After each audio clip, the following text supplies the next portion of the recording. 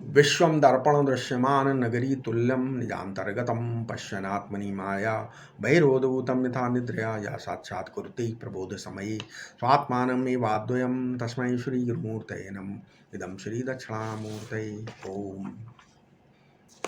हम बता रहे थे ना, उसको कंटिन्यू करते हैं आगे। देखो, ऋग्वेद के 10वें मंडल का 129वां सूक्त है। इस सूक्त के रचयिता ऋषि प्रजापति परमेष्ठी हैं। इस सूक्त के देवता भावव्रत हैं। क्या सूक्त है? ना सदासीत, नो सदासीत तदानीम, उस समय न सत था न सत था, है ना, ऋग्वेद बोल रहा है। तो देखो, जागृत के पहले ये सृष्टि सुसुप्ति में नहीं थी, और फिर जागृत समाप्त होने के बाद भी सुसुप्ति में सृष्टि नहीं रहेगी। तो प्रतीति की शुरुआत इस मैं से ही होती है। पहले मैं है, तभी तो ये है ना। देखो, संपूर्ण यह इदम मैं के अंदर है, लेकिन मैं इदम यह में नहीं है। मैं जो है वो इदम में नहीं है, यह में नहीं है। इसका ऐसा अनुभव सबको होता है, ऐसा अनुभव होता है। इसलिए ये मैं और इदम यानी यह का भेद, मैं और यह का भेद जिसमें भास रहा है, ठीक है, वही शोधित अहम है। वही अखंड सत्ता सबके दिलों में अहम अहम अहम के रूप में फुदक रही है। तीन चीजें हैं, मैं क्या हूँ, जगत क्या है, और परमेश्वर क्या है। परमेश्वर क्या है? तीन चीजें। यही तीनों चीजें विचार के योग्य हैं। चौथी कोई भी वस्तु विचार के योग्य नहीं होती। वैज्ञानिक लोग जगत का विचार करते हैं, भक्त लोग परमात्मा का विचार करते हैं, सांख्यवादी और योगवादी अहमर्थ का विचार करते हैं, क्योंकि उनकी समाधि तो अपने में ही लगती है ना। तो योगी और सांख्यवादी दुनिया को अपनी ओर खींच रहे हैं, भक्त लोग दुनिया को ईश्वर में ढकेल रहे हैं। वैज्ञानिक लोग मैं और ईश्वर दोनों को जगत में पटक रहे हैं। जड़ से चेतन पैदा कर रहे हैं वैज्ञानिक। तो क्या है, भक्त लोग ईश्वर में से जड़ और चेतन को पैदा कर रहे हैं, है ना। योगी लोग मैं में से जगत और ईश्वर को पैदा कर रहे हैं। समझ में आया हम क्या बोल रहे हैं?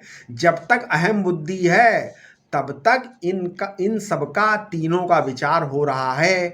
यदि ऐसा विचार, विवेक विचार प्रकट होकर अहम बुद्धि को नष्ट कर दे, भस्म कर दे, तो बखेड़ा ही समाप्त हो जाएगा। अच्छा, भक्ति के बारे में बता देते हैं कुछ। भक्त लोग 5 प्रकार की मुक्ति मानते हैं। क्या?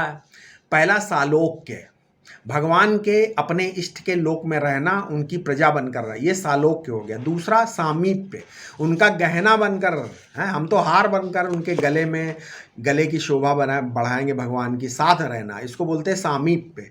सारूप्य माने ध्यान करते करते क्या होता है, भक्त की शक्ल सूरत, मतलब भक्त की शक्ल सूरत भी भगवान जी के समान हो जाना, मतलब यानी भगवान के समान रूप प्राप्त करना।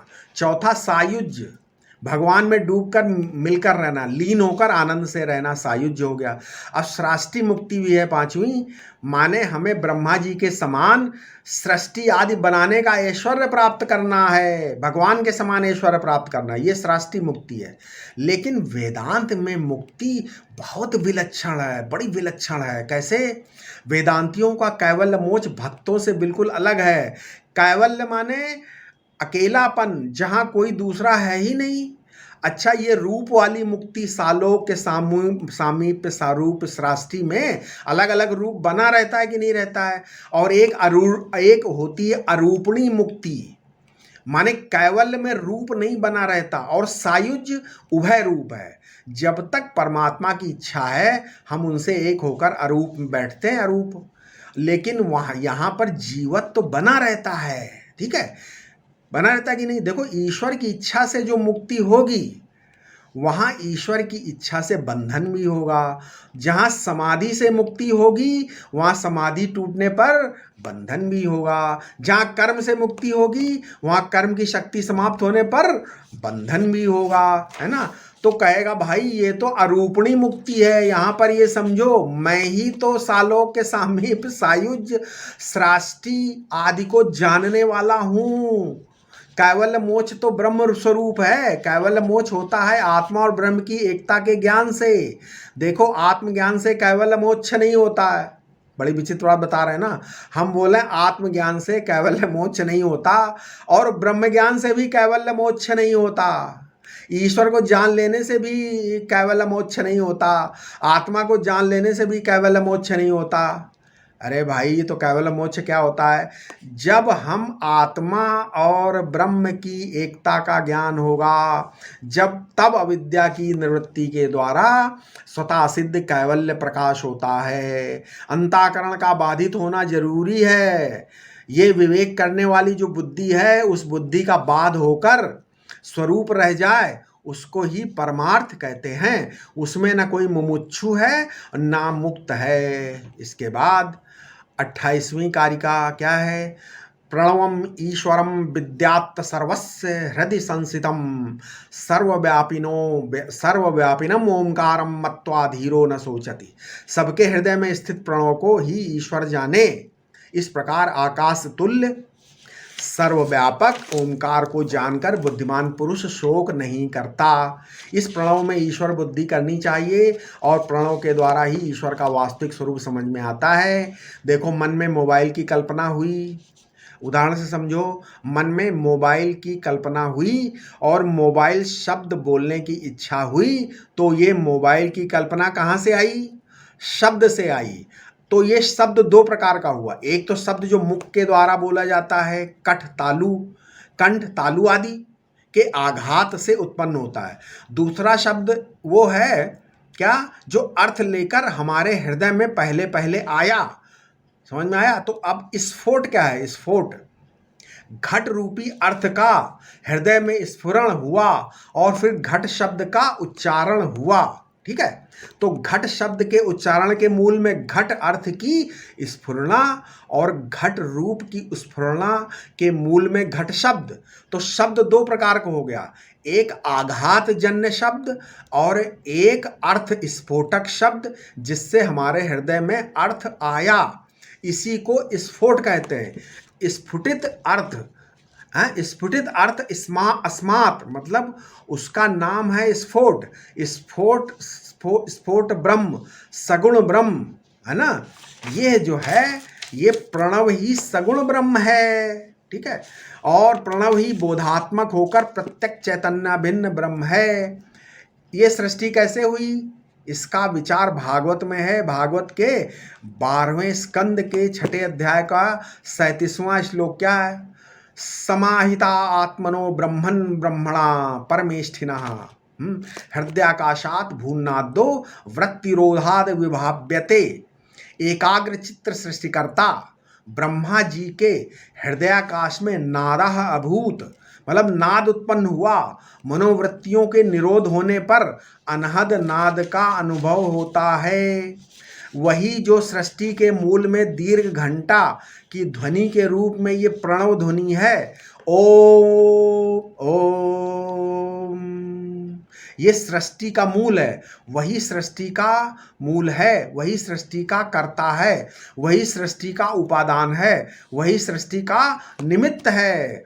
प्रणवम ईश्वरम विद्यात्, मतलब ये जो स्थूल शब्द हमारे मुख से निकलता है, इसके मूल में कंठ में मध्यमा वाणी है, इसके मूल में पश्यंती वाणी है हृदय में। ठीक है, इसके मूल में परावाणी है, वही चैतन्य रूप है, वही आदिशक्ति ओंकार का वास्तविक स्वरूप है। श्रीमद् भागवत के 11वें स्कंद के 12वें अध्याय का 7वां श्लोक क्या है? स एष जीवो विवर प्रसूति ही प्राणेन घोषेण गुहाम प्रविष्टः मनोमयम सूक्ष्मम उपेत्य रूपम मात्रा स्वरो वर्ण इति स्थविष्ठः।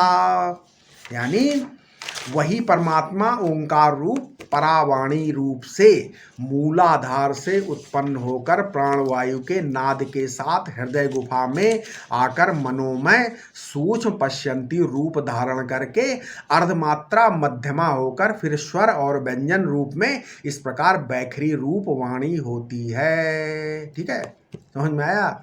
अच्छा, अगर ईश्वर सब जगह है तो क्या ये जो गेहूं है, चना है, क्या इसमें ईश्वर है? आओ ढूंढें। अगर ईश्वर सब जगह तो गेहूं चने में भी होना चाहिए। कैसे? मान लो इस चने को बाहर रख दें, चना, तो थोड़े दिन बाद ये सड़ जाएगा, जड़ जाएगा ना चना, तो लाखों करोड़ों क्या हो, इसमें छोटे छोटे जीव पैदा हो जाएंगे, भुनगे टाइप और हो जाएंगे। इस चने में लाखों जीव पैदा करने की सामर्थ्य आ गई है ना, आ गई कि नहीं आ गई। इन जीवों में चेतना आ गई, यानी आभास को ग्रहण करने के लिए अंतःकरण बन गया। चने के सड़ने में वो कीड़ा चलने और उड़ने लगा तो दिल का निर्माण हो गया कि नहीं। तो अब चने का अंतःकरण क्या है बताओ? तो आभासवादी कहेंगे कि इसमें अंतःकरण तो है ही नहीं। अगर इसमें चने में अंतःकरण नहीं है तो लाखों जीव कहाँ से आ गए? ये तो छूने से भागते हैं कि नहीं भागते, मरने से डरते हैं। तो वही जो एक चने में रहने वाला चैतन्य है, वही लाख लाख कीटाणुओं के अंतःकरण में चढ़कर लाख लाख जीव के रूप में मालूम पड़ने लगा। अब इस चने का दिल क्या है, ढूंढो। इस चने का दिल है जो चेतन को ग्रहण करता है, जिसमें चेतन की स्फुरना होती है, वही दिल है। समझ में आया? आशा है आप इस चीज को बारीकी से समझ रहे होंगे। अब इसके आगे हम अपने अगले वीडियो में बताएंगे, ठीक है। ओम शांति शांति शांति।